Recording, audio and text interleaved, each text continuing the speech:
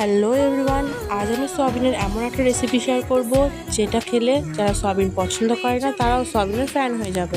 তো চলো শুরু করা যাক। পেঁয়াজ টমেটো বেরেস্তা করে ভালো করে পিষে নিলাম। শুকনো খোলায় সয়াবিনগুলো ভালো করে নেড়ে নিলাম।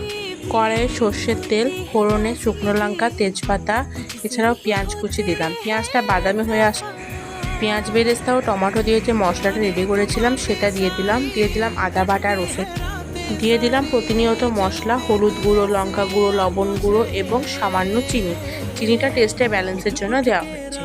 মশলায় তেল ছেড়ে আসলে ভেজে রাখা সয়াবিনটা সেখানে দিয়ে ভালো করে কষিয়ে নিতে হবে। কষানো হয়ে আসলে এই পর্যায়ে তুমি পরিমাণ মতো জল ঢেলে ভালো করে ফুটিয়ে নিতে হবে।